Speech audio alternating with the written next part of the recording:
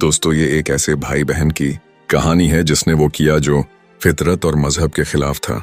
ये सिर्फ एक कहानी नहीं बल्कि एक चेतावनी है, एक तनबीह कि अगर नजरअंदाज कर दिया गया तो आपको मालूम हो जाएगा कि एक खुशहाल खानदान कैसे तबाह हो जाता है।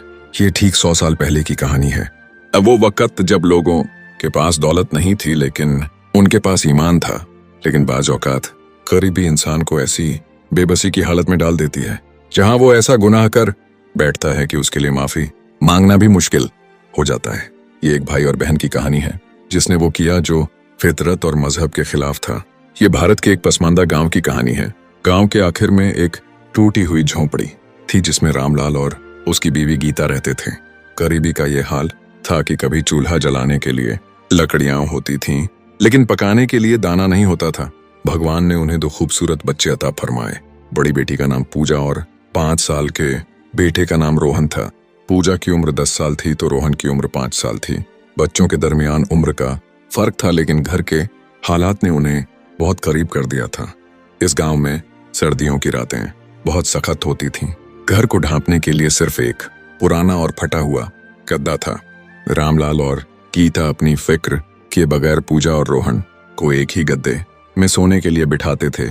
माँ का ख्याल था कि बच्चे अभी छोटे हैं और सर्दी से बच जाएंगे। वक्त गुजरता गया और साल गुजरते गए। रामलाल और गीता को एहसास ही न हुआ कि बचपन की बेबसी कब आदत बन गई।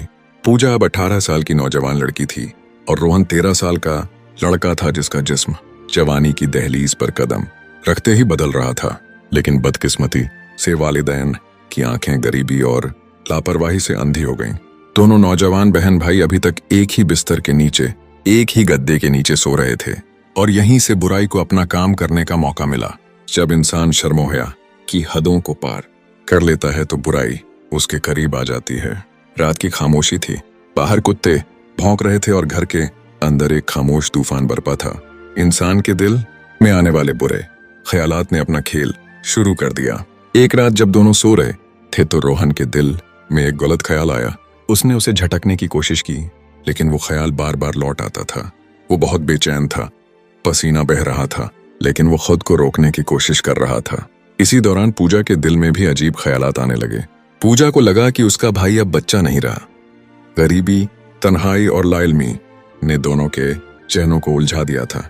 ये सिर्फ एक रात का मामला नहीं रहा बल्कि आहिस्ता आहिस्ता एक गलत रास्ता बन गया।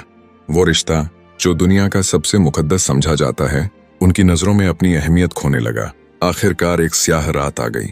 बाहर तेज बारिश हो रही थी। बादलों की गरज दिल को हिला रही थी। वालिदैन दूसरे कोने में गहरी नींद में थे। इस रात बुरे ख्यालात ने उन पर ऐसा असर डाला कि न रिश्ता याद आया और न खुदा का खौफ। भाई बहन ने वो कर दिया जो किसी भी मुआशरे में नाकाबिले कबूल है। उन्होंने शराफत की हर हद को तोड़ दिया। एक ऐसी गलती जिसका अंजाम बहुत भयानक होना था। कहते हैं कि अंधेरे में किया गया गुनाह एक दिन रोशनी में जाहिर हो ही जाता है। कुछ माह गुजर गए। पूजा की तबीयत खराब होने लगी। वो कमजोर हो गई, कह आने लगी। गांव की बुजुर्ग औरतों ने जब उसे देखा तो उन्हें शक हुआ। आखिरकार हकीकत सामने आ गई। पूजा हामिला थी, शादी के बगैर। ये खबर सुनते ही राम लाल और गीता के पैरों तले जमीन निकल गई।